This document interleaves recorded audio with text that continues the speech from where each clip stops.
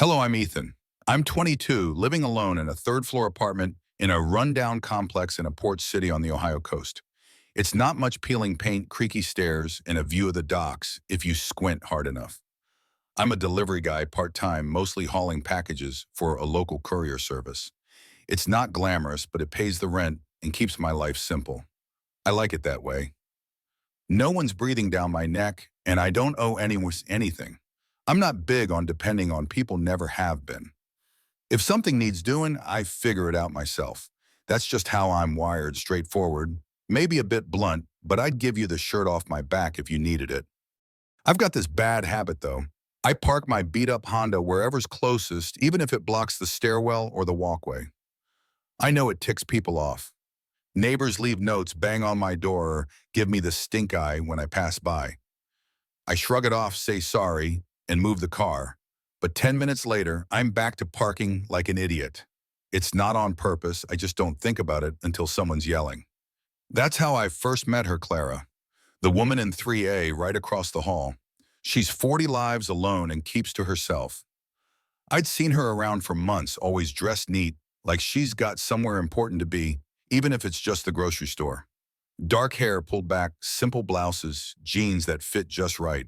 She's beautiful, but not in a loud way, more like she doesn't know it or doesn't care. Divorced, I heard from Chris on the fourth floor. She doesn't talk much, and when she does, it's short and to the point. I thought she was stuck up, at first cold as stone, the kind of person who looks through you instead of at you. Our first real talk was about my parking. I was hauling a cheap IKEA shelf up the stairs, sweating and cursing under my breath, when I heard her door open.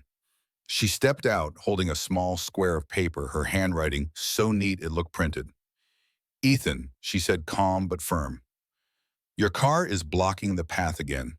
People need to get through." I set the shelf down, wiped my forehead, and gave her a half smile. "Yeah, sorry. I'll move it in a sec." She didn't smile back, just handed me the note, another reminder taped to my door earlier, I guess. "Try to make it quick," she said, then went back inside. I stood there staring at her door, thinking, great, another nag. But her voice wasn't mean, just direct. Still, I pegged her as someone who'd never give me the time of day. A couple of weeks later, Chris, this loud guy from 4B, who's always got a scheme, caught me in the parking lot. "Yo, Ethan, you free tomorrow night?" he asked, leaning against my car like he owned it. "Got an invite to a yacht party, friend of a friend, open bar, good music, lots of people. You and—" I raised an eyebrow. "A yacht."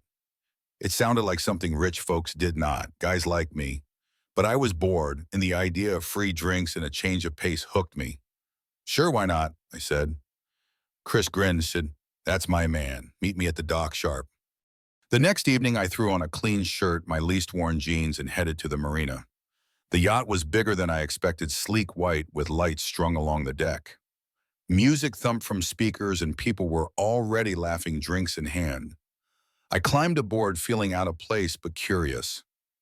Then I saw her, Clara. She was there, standing near the railing with a group I didn't recognize. She wore a simple black dress, her hair loose for once, catching the breeze. Our eyes met for a split second. I nodded. She nodded back, and that was it. No smile, no wave, just the same cool distance. Of course she's here, I thought. Probably friends with the owner or something. I grabbed a beer and stuck with Chris, trying not to think about her. The night started off great. The sky was clear, stars just starting to peek out. The yacht cut through the water smooth and steady, while people danced and shouted over the music. I leaned against the bar, sipping my drink, watching the crowd. Clara stayed with her group, laughing occasionally, but always a little apart, like she was there but not fully in it.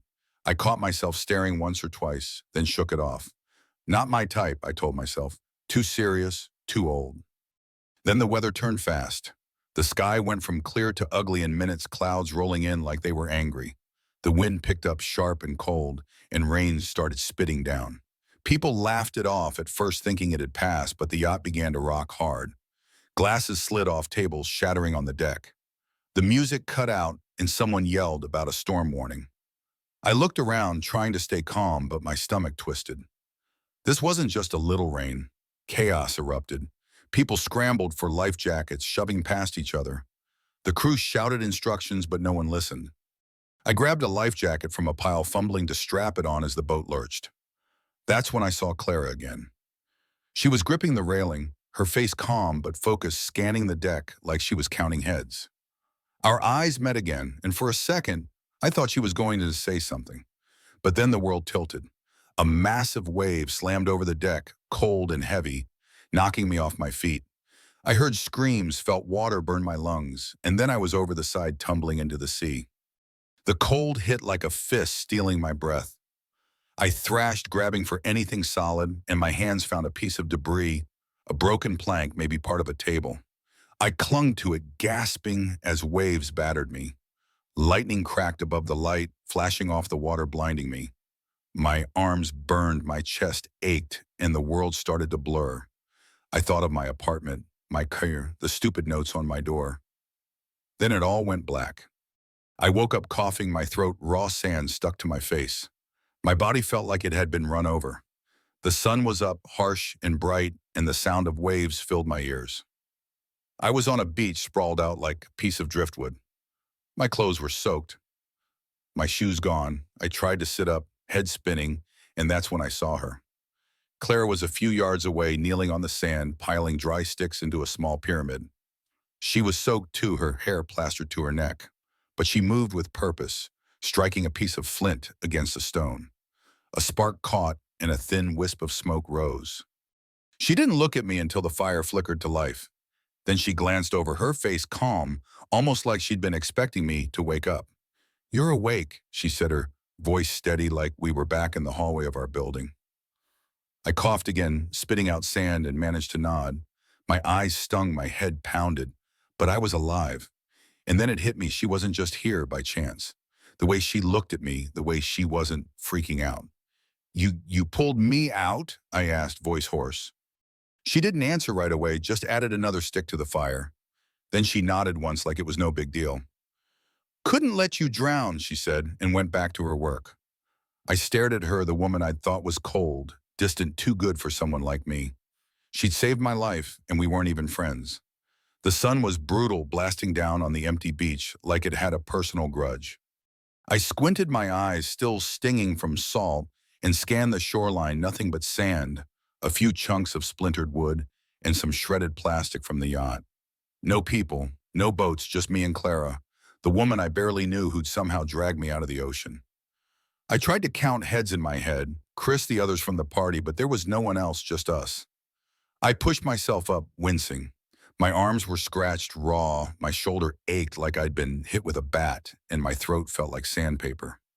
Clara was crouched near the fire. She'd started last night, poking at it with a stick. She didn't look at me, just handed over a coconut shell with a pitiful amount of water sloshing inside. "Rainwater," she said. "Drink slowly." I took it, my hands shaking, and sipped. It was barely enough to wet my lips, but it helped. I nodded, not sure what to say. Thanks didn't seem like enough. "We need to move," she said, standing up, brushing sand off her knees. Her voice was calm, like she was reading a grocery list. "Water first, then shelter, then a signal." She pointed inland where the trees thickened into a jungle. "There's got to be a stream or something. We can't wait here." I frowned, still groggy, my head pounding. "Hold on. Shouldn't we check the island first? See if anyone else washed up?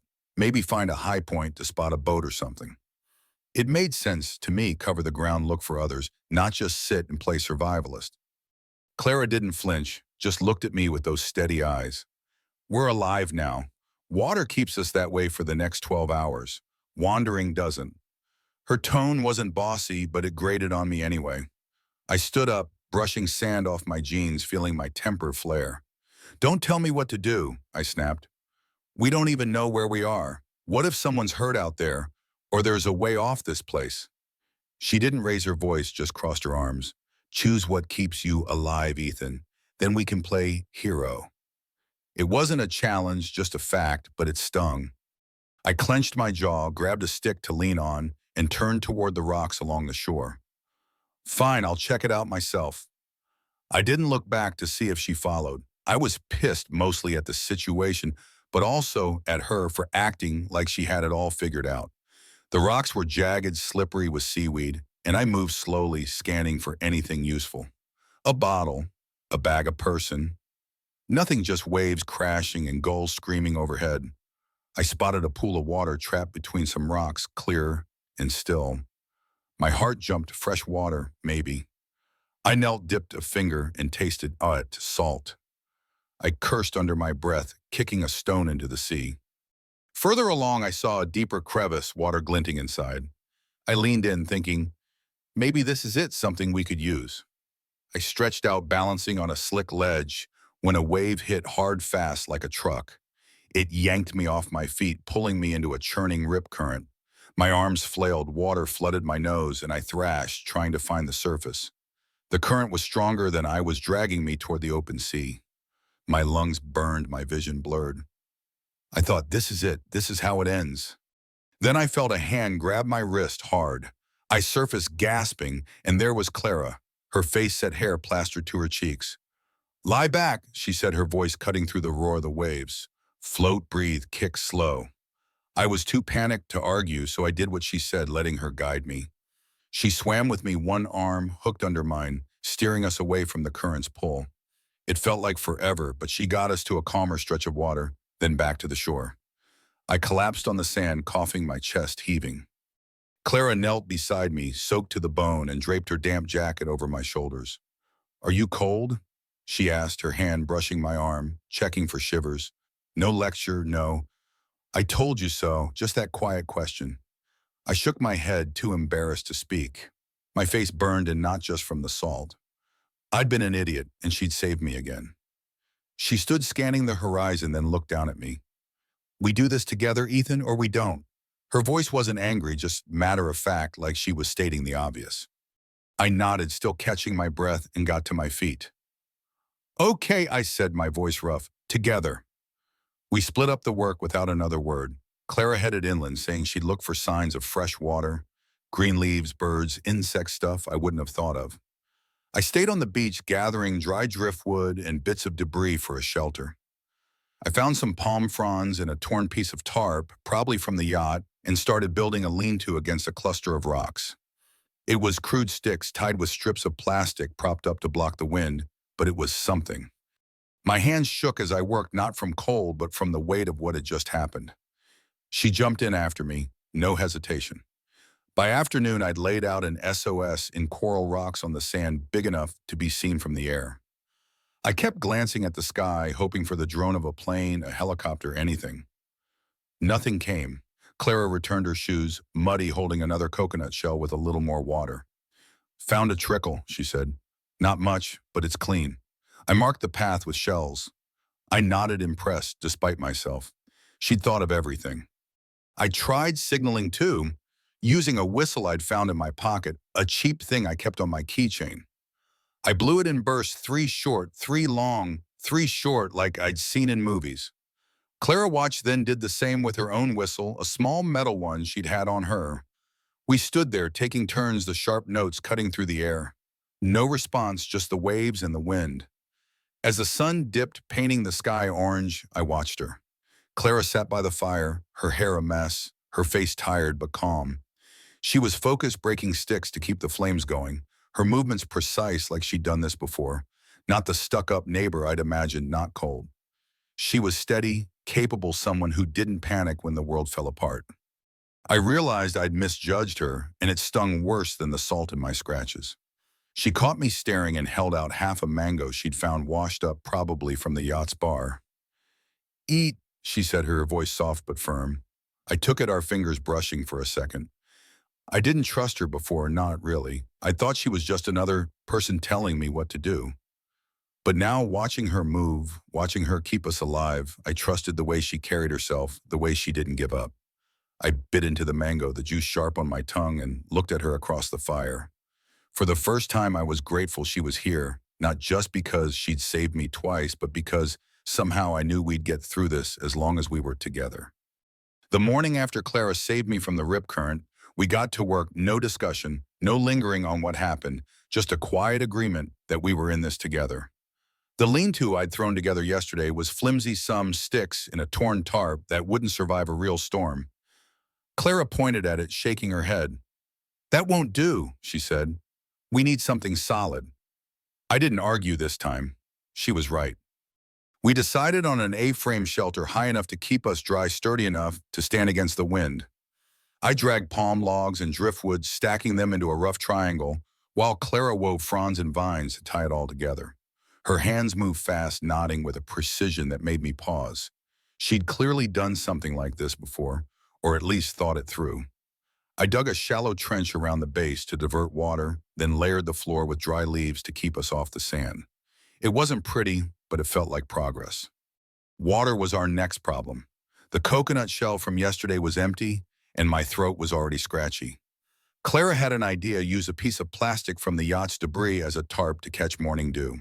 We stretched it over a frame of sticks, angling it to funnel drops into a cracked water bottle we'd found. She also showed me how to dig a solar still, a shallow pit with a piece of plastic over it, a stone in the center to create a dip in a container underneath to catch condensation.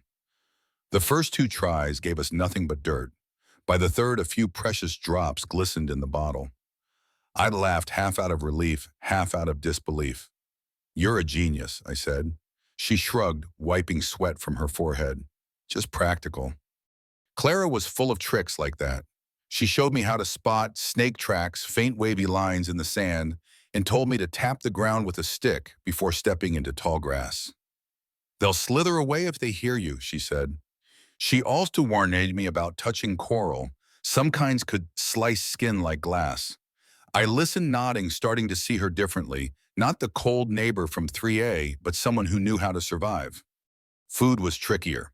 Clara taught me how to set traps for sand crabs using bits of mango as bait and sharp sticks to pin them. We flipped rocks at low tide, checking for edible shellfish. If it's sealed tight, it's usually safe, she said, prying one open with a knife she'd salvaged. I watched her hands, quick, steady, with a faint scar across one knuckle. How many storms has she survived already? I wondered, not just this one, but the kind that leave marks you can't see. I got better at the fire too, found some rotten driftwood with a dry core perfect for burning. The smoke stung my eyes, made them water, but I kept at it until the flames caught and held steady.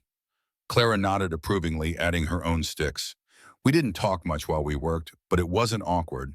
It was like we'd settled into a rhythm, each knowing what the other needed without saying it. That afternoon, the sky turned heavy, the air thick like it was holding its breath. I was reinforcing the shelter when the first drops fell, big fat ones that hit like pebbles. Then the clouds broke and rain came down in sheets driven sideways by a howling wind. Our shelter held, but only just. We scrambled for cover, diving under a massive palm tree with a canopy thick enough to block most of the rain. The trunk was wide, but we had to press close to stay dry. My teeth chattered. The cold sank into my bones. Clara was shivering too, her arms wrapped tight around herself. Share heat, she said, her voice cutting through the roar of the storm. She grabbed my arm, pulling me closer until our shoulders touched. I froze for a second, surprised, but then leaned in. Our damp clothes stuck together, but her warmth seeped through, steadying me. We sat there huddled, the rain pounding around us, the wind rattling the leaves above. The storm gave us time to talk. Really talk, not about survival or plans, but about who we were before this island. Clara went first, her voice low, almost swallowed by the rain. My marriage, it wasn't bad at first, she said, staring at the ground. But he stopped seeing me. We lived together, but I was alone. After the divorce, I moved into that apartment. It's so quiet sometimes, it's like the walls are screaming. She paused, picking at a leaf. I go to the beach just to drown them out. I didn't know what to say at first. I'd never heard her sound so raw. Yeah, I said finally, my voice rough. I get that. My family always called me a screw-up, said I'd never amount to anything because I didn't go to college, didn't have a plan. I fight back against anyone telling me what to do because I'm scared they're right. I looked at the rain, not her. Guess that's why I was such a jerk to you yesterday. She didn't respond right away, just let the words sit. Then she said, You're not a screw-up, Ethan. You're here, you're trying. Her voice was soft, but it hit hard. I swallowed my throat tight and nodded. We didn't talk much after that. Eat my phone. That the rain kept falling and we stayed close, our breaths sinking in the damp air. A small bird, soaked and shivering, landed near the tree, hopping under the leaves for cover. Clara smiled a tiny, real smile, and I couldn't help but smile too. It wasn't romantic, not exactly. It was just human, two people stuck in the same mess, finding a moment of quiet in the chaos. When the rain finally stopped, the air was cooler, the sky streaked with pink. We crawled out from under the tree, soaked but alive. Clara stood brushing leaves off her knees and glanced at me. "We'll be fine," she said, her hand brushing my shoulder, light but deliberate. That touch lingered like a signal, a promise we didn't need to name. I looked at her, really looked, as we walked back to the shelter. Her hair was a mess, her face streaked with dirt, but her eyes were steady, unwavering. She wasn't just the neighbor who left notes on my door. She was someone who'd faced her own storms and come out stronger. That touch, that moment, and it was the first time I felt like we were more than strangers, like we could trust each other, not just to survive, but to be real.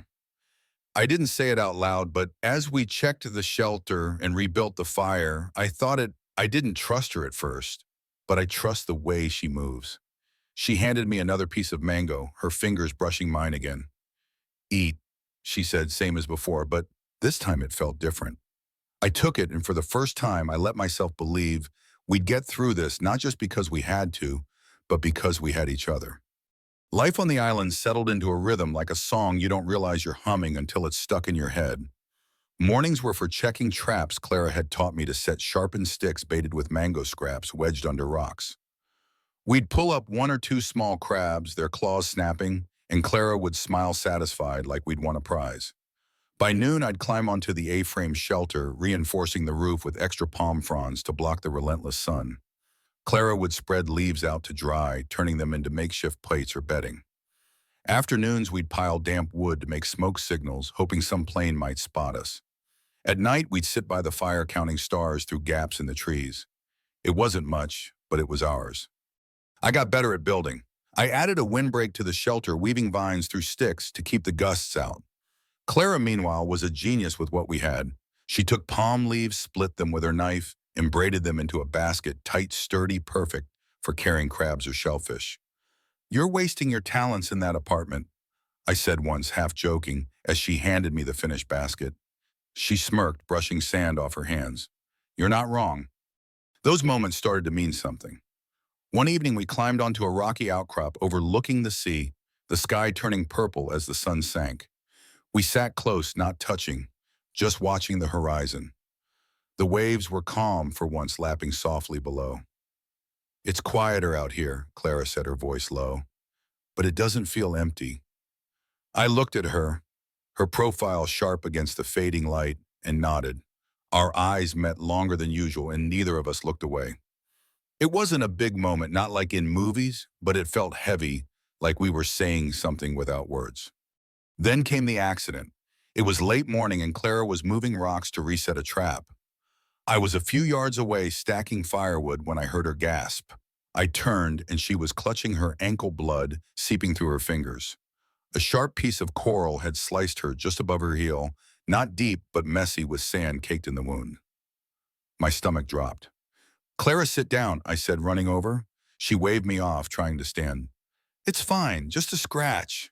"It's not fine," I said, sharper than I meant. I grabbed the water bottle, boiled some water over the fire, and let it cool just enough to clean the cut. The blood kept coming, slow but steady. I used smoke from the fire to keep flies away, then tore a strip from my shirt to wrap her ankle. My hands shook as I tied it, not because of the blood, but because of the way she looked, pale, trying to act like it didn't hurt. "You need to rest," I said, my voice tight. "No moving." She ignored me, hobbling toward the basket of shellfish she'd been carrying. "I can still help," she said, her jaw set. "We don't have time for me to sit around." I stepped in front of her, blocking her path. "Clara, stop. You'll make it worse." Her eyes flashed, not angry but stubborn. "I won't be a burden, Ethan." The words hit like a slap. I could see it in her face, the fear of being useless, of weighing me down. It wasn't about the cut. It was about her, everything she'd been through, everything she'd told me under that tree in the rain. "You're not a burden." "Yeah," I said, my voice rising. "You've been keeping us alive. You saved me twice, but you don't have to be strong all the damn time. Can you lean on me once? The words came out before I could stop them, raw and louder than I meant.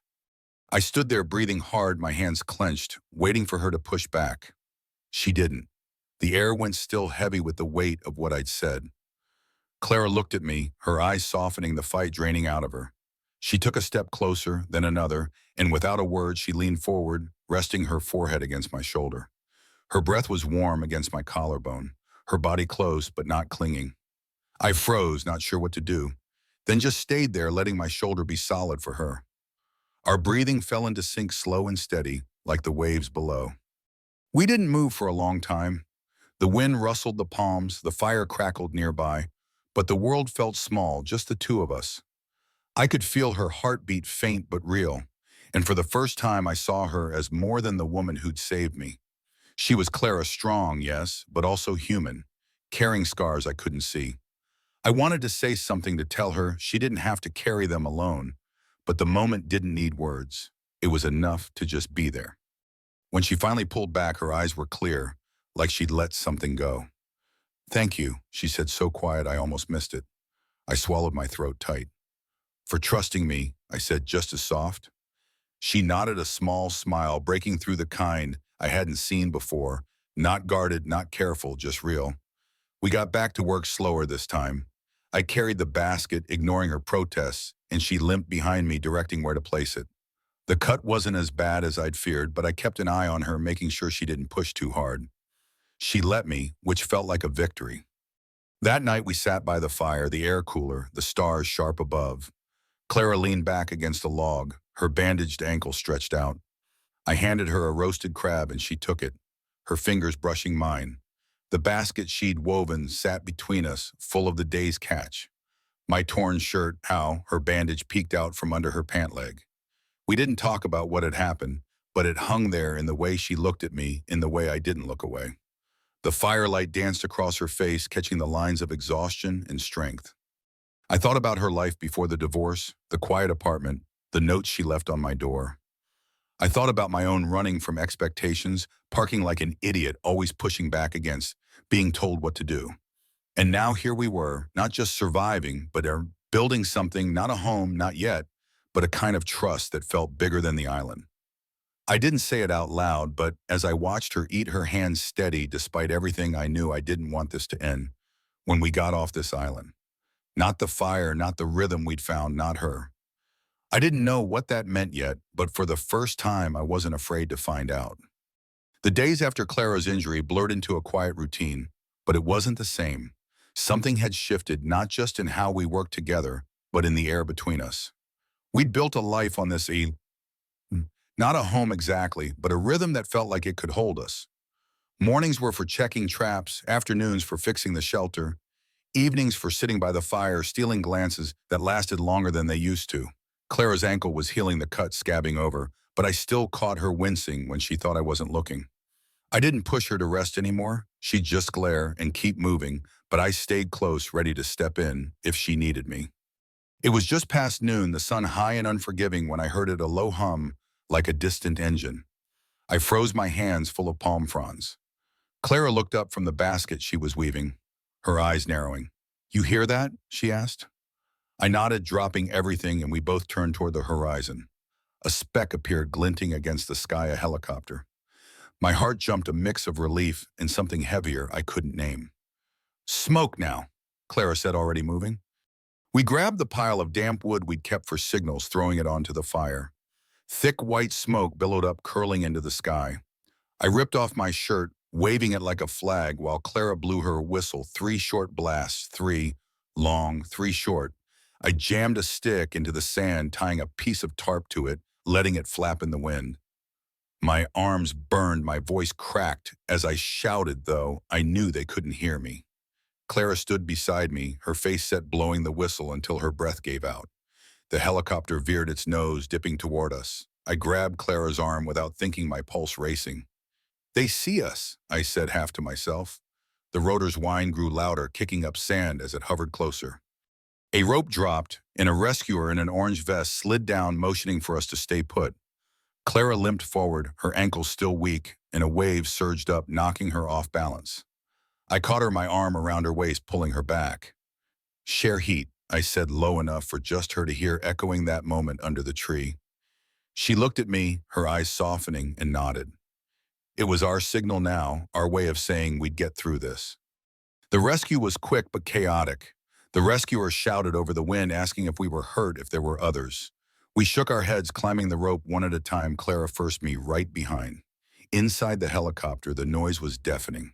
Rotors, radio chatter, the creak of metal. We sat across from each other, strapped in our hands, finding each other's for a moment longer than necessary. Not a word, just a grip that said everything we couldn't. Her fingers were warm, steady, and I held on until the rescuer motioned for us to let go. Back in the city, the world felt wrong. The port city's familiar stink, diesel salt, and old pavement hit me as I stepped off the helicopter at a makeshift landing zone near the docks. Claire and I were checked by medics, given water and blankets, asked 100 questions about the yacht, the storm, the island. I answered in a daze, my eyes flicking to Clara, who sat quietly, her face unreadable. We were driven back to our apartment building, the same peeling paint and flickering hallway lights greeting us like nothing had changed, but everything had. The first time we saw each other after it was in the hallway a couple of days later. I was dragging a bag of groceries. She was checking her mailbox. Our eyes met, and I managed a lame, hey. She nodded a small, guarded smile. Hey, she said, then turned back to her door. It was awkward, like we were strangers again. I stood there, keys in hand, feeling the weight of the island between us. We'd survived together, shared heat, shared truths, but back here in this fluorescent-lit hallway, it felt like we didn't know how to start again. I kept busy picking up delivery shifts, avoiding the quiet of my apartment. The walls felt too close, the silence too loud. I thought about Clara constantly, her steady hands, her whistle, the way she'd leaned on my shoulder. But I didn't knock on her door. I didn't know what to say. What do you say to someone who saved your life, who you'd shared a piece of yourself with, when you're back to being neighbors? Then one night a knock woke me, 2 quick taps, then one more like a code. I opened the door and there was Clara, her hair damp from a shower, wearing a loose sweater and jeans. In her hands was a small paper bag, the kind you get at a market. She held it out, her face calm but her eyes searching. Found this at the store, she said, her voice soft. Thought it might remind you of, you know. I took the bag, confused, and looked inside. Dried fruit mango, like the ones we'd eaten on the island. I laughed, a short surprise sound because it was so absurdly perfect. You're kidding, I said, looking up. She smiled, then a real smile, the first I'd seen since we got back. Not guarded or careful, just Clara, the way she'd been by the fire under the tree on the rocks. My chest tightened, not with panic, but with something warmer, something I hadn't let myself name. Come in, I said, stepping aside. She hesitated, then walked past, her shoulder brushing mine.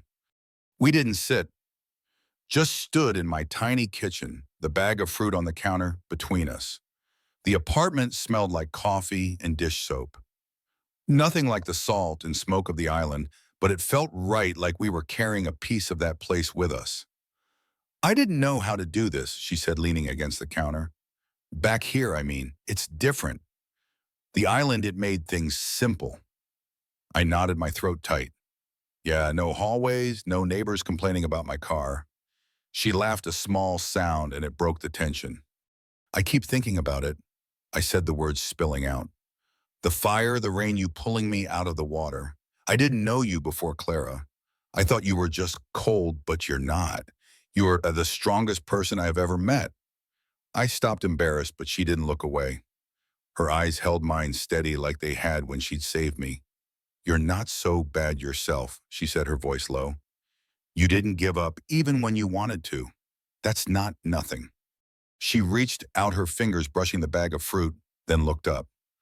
I don't know what this is, Ethan, but I don't want to go back to just nodding in the hallway. Me neither, I said faster than I meant to. I don't know what it is either, but I know I want you in my life, not just as the neighbor in 3A. My voice cracked and I laughed at myself, rubbing the back of my neck. God, that sounds cheesy. She smiled again, wider this time. It's not. She stepped closer, not touching, just close enough that I could feel her presence like heat from a fire. Let's figure it out, slowly. I nodded, relief flooding me. Slowly works. We stood there, the kitchen light casting soft shadows on the wall. It wasn't the island, but it was enough. Somehow getting lost was how we found each other.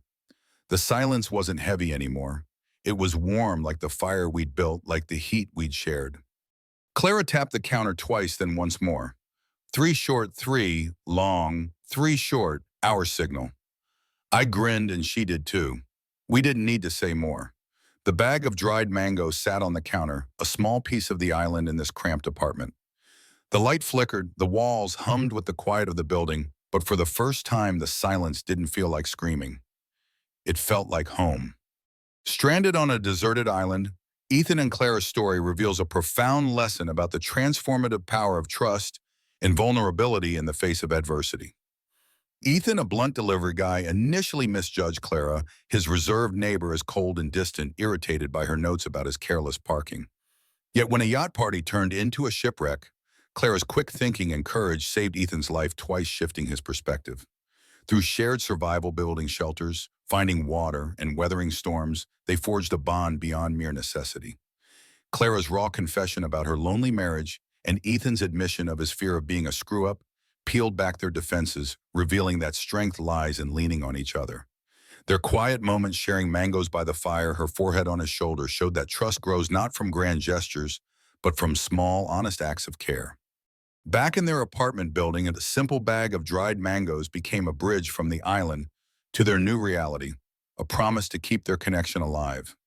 This story teaches us that life's harshest trials can uncover unexpected allies, and true connection thrives when we let go of pride and embrace mutual reliance. Have you ever found trust in an unexpected place during a tough time? Share your story in the comments. We'd love to hear how challenges brought you closer to someone. If this tale of survival and connection touched you, hit that subscribe button and join our community for more stories that inspire courage and authenticity. Let's keep the conversation going. Your experiences make these moments resonate.